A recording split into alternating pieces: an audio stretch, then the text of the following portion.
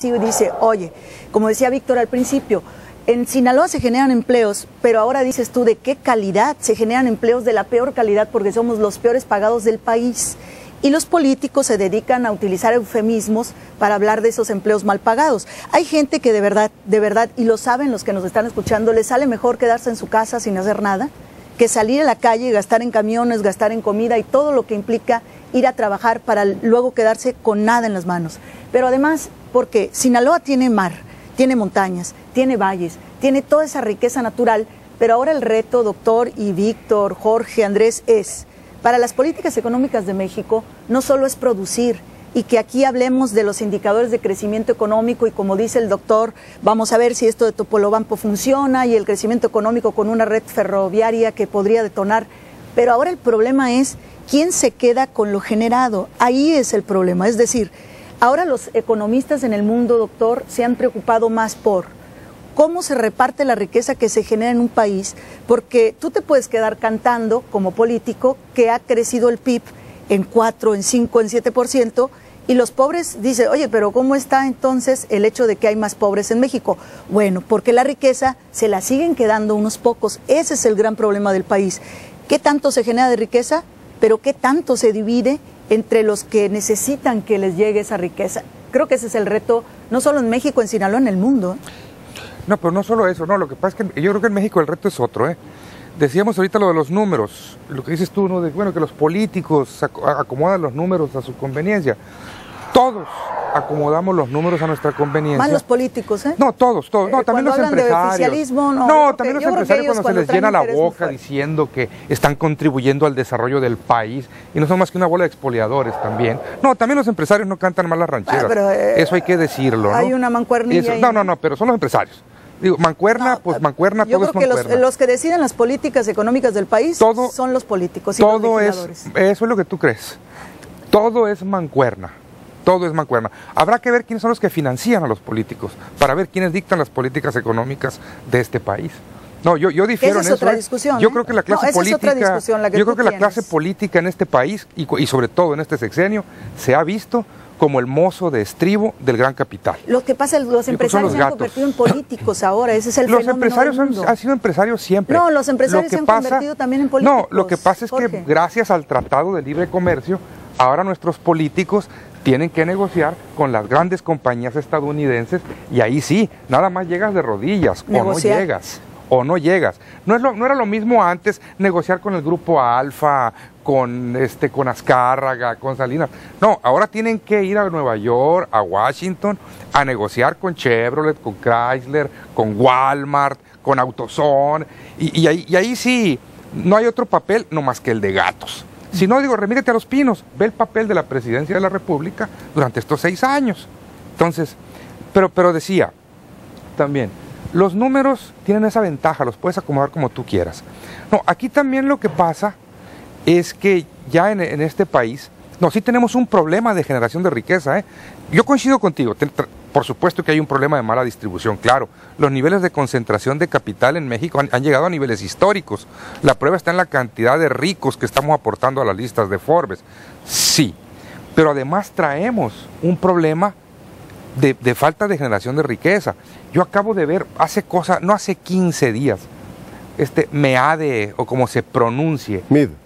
Pues yo le digo Miade, por razones obvias, sí, porque la verdad es que así merece el tipo que le digan. Bueno, feliz. Pero se apellida Mid. Ok. Mid. Llevando la buena nueva a los 4 vientos, porque en este año se va a superar con creces la expectativa de crecimiento que se había fijado. Es decir, en vez de 2.5, vamos a crecer 3.3. Sí, pero vete tú a nivel micro y te das cuenta de que eso no pero sucede, digo, pues. eso aplica para la macroeconomía, pero ¿no? digo, eso me parece a mí que el punto central de una estrategia de desarrollo debe estar como objetivo central el mejorar el nivel de ingreso real de las familias, sobre todo las familias pobres, pero también trabajar en el mejoramiento de la calidad de vida, ¿no? Una cosa puede inducir a la otra, pero tiene que estar presente eso, ¿no? Entonces, pero mira, si nosotros nos quedamos solamente en el aspecto de una estrategia para la competitividad, en donde prácticamente está pensado en condiciones para mejorar la atracción de inversión y la rentabilidad de la empresa, pues decimos estamos perdidos ahí. Pues ¿no? Es que estamos perdidos. Entonces, a ver, es que México ha planteado uno de los principales atractivos que tiene México en el mundo para atraer inversiones es el bajo salario que tienen que pagar los empresarios. Sí, que a partir de ahí estamos... muy triste, ya te ganó China. Pero además, Víctor, con un ingrediente adicional, que el costo de la vida es permanentemente creciente, ¿no? Por ejemplo, en esta reforma a la ley a la reforma laboral que está discutiendo, se están poniendo todas las condicionantes estupendas para que el empresario tenga las mejores condiciones para invertir, ¿no?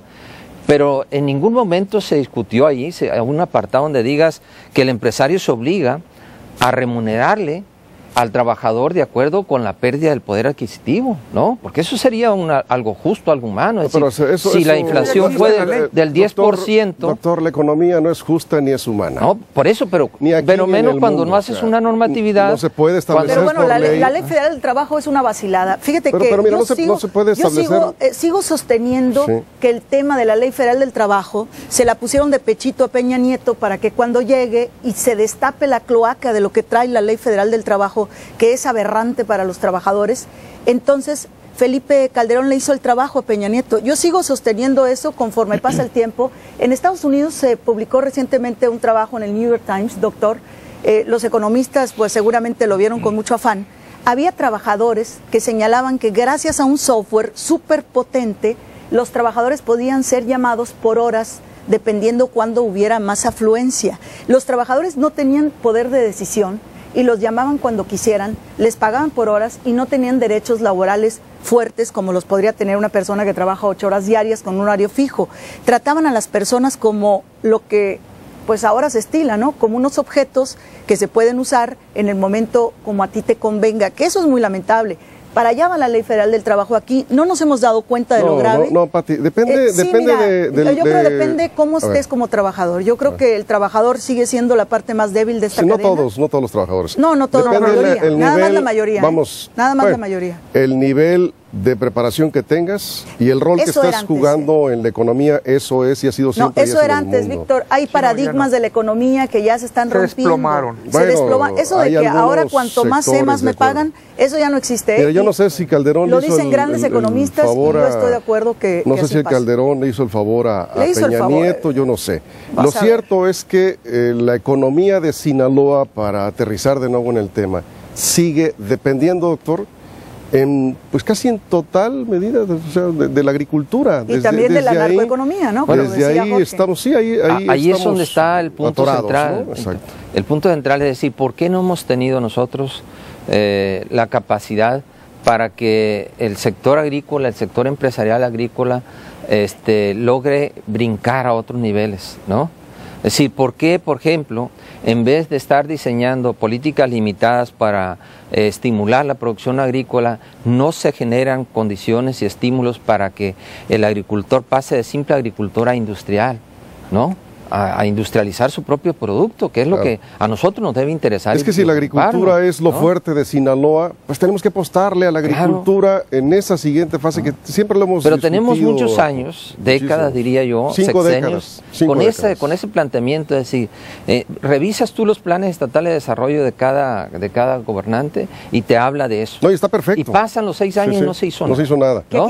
Y hoy estamos en la misma dinámica, ¿no? No quiere. O sea, estamos en la misma, o sea, queriendo irnos hacia adelante y no aterrizamos en nada, ¿no?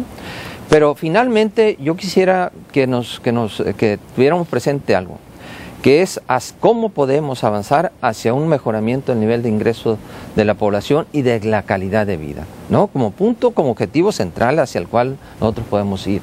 Yo te puedo poner como ejemplo, un ejemplo muy particular, ¿no? El nivel del ingreso de la población y calidad de vida puede mejorar por muchas razones, entre otras mejorando el ingreso de los trabajadores, pero al mismo tiempo puede mejorar si le quitas gastos que no debería estar haciendo. Un tema fundamental es el costo del transporte, ¿no? Fundamental. Al trabajador se le está yendo un dineral en transporte. Y no somos capaces de hacer nada como en políticas públicas para resolver ese problema. Para generar un sistema de transporte público barato. Eficiente y barato. Hay una situación y le han venido años y años queriendo hacer ensayos de cómo mejorar el sistema y no resuelve. ¿Cuántos viajes a Curitiba, Brasil llevamos? Sí. ¿Cuántos? Pero hay una hipocresía muy grande ahí de los empresarios. Fíjate, hay una hipocresía tan grande, ya lo tocamos en alguna ocasión anterior. Si hubiera un estudio real, transparente, de lo que ganan los señores transportistas, estoy segura que con 5 pesos ganan. Pero además nunca se han incrementado los salarios conforme al crecimiento del servicio. El servicio es pésimo. Fíjate que ya no. La Escuela de Arquitectura tiene estudios sobre el transporte urbano. El transporte urbano está viviendo ya lo que en mercadotecnia se llama la fase final del producto. ¿Y la Escuela de Arquitectura? En la Escuela de Arquitectura, sí. Porque, vamos, es tan malo el servicio de transporte urbano y es tan caro que ya te sale más barato comprar carro. Ahorita Culiacán tiene un automóvil por cada 2 habitantes. Sí, hay 2 por familia, ¿no? No, 1 por cada 2 habitantes. Sí. No, hay familias que tenemos 3 carros. Yo ahí me incluyo. Pero hay algo en lo que no nos hemos fijado. Para empezar, primero, la desaparición de rutas de transporte suburbano. Por ahí empezó a manifestarse la decadencia del ingreso al transporte urbano. Primero fueron desapareciendo de transporte suburbano y luego han ido desapareciendo líneas de transporte urbano, porque ya no hay gente que agarre el camión. De lo malo que es el servicio. De lo malo que es el servicio, todo mundo terminó optando por comprar un carro. Por eso hay tanto carro en Culiacán. Es algo que debe prever se están acabando la gallina del gobierno. No, ya se la acabaron. Ya se la acabaron. Vamos a una pausa, estamos de regreso, estamos hablando de la economía de Sinaloa, se supone.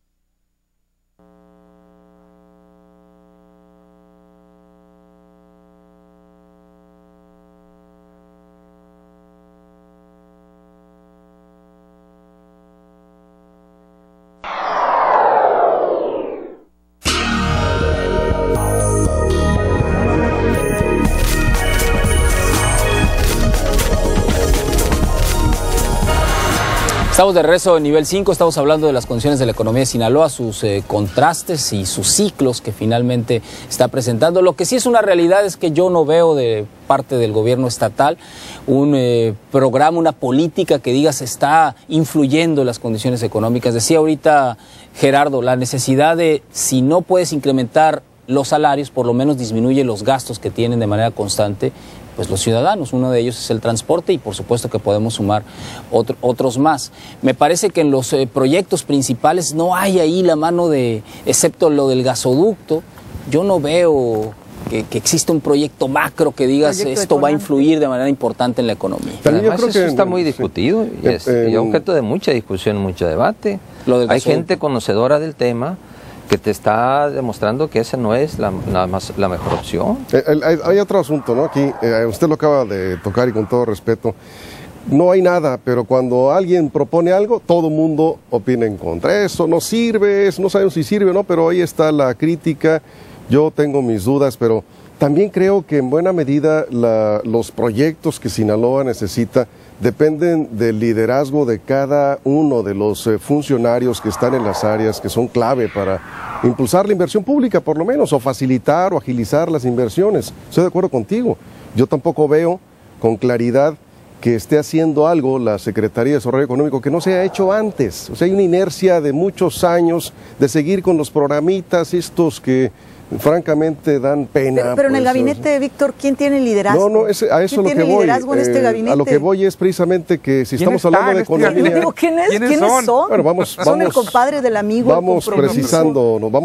Y fíjate que lo que tú dices de que cuando surge algo se critica, así dicen los artistas, cuando ya tienes el cuadro hecho todo el mundo critica, pero también está bien criticar. Fíjate que, porque alabar además le toca a los políticos. Yo no digo que esté mal, Pati, ni estoy alabando. Lo que pasa es que escuchan a los expertos. Es el problema que han criticado el gasoducto, por ejemplo, no han planteado una propuesta seria de una alternativa y tampoco lo hicieron antes. Pero no tienen la plataforma, porque yo conozco muchos expertos en los temas económicos, muchos, y luego ellos pueden decir algo, pero no los escuchamos, porque no tienen la plataforma del político, del gobernante, y yo creo que hay propuestas muy buenas que no se escuchan porque no tienen la plataforma política o el puestecito que les dieron a otros, que además yo líderes no veo en ninguna parte del gobierno del Estado. Ni en el sector empresarial, ¿eh? No, estamos carentes de líderes, además. Hay una ausencia de líderes. Carecemos de líderes. Totalmente. Sí. Hay un vacío de liderazgo. Y eso habla también de la economía. Mira, si nos vamos a Nuevo León, si nos vamos a Sonora, si nos vamos a Tamaulipas, Aguascalientes, en fin.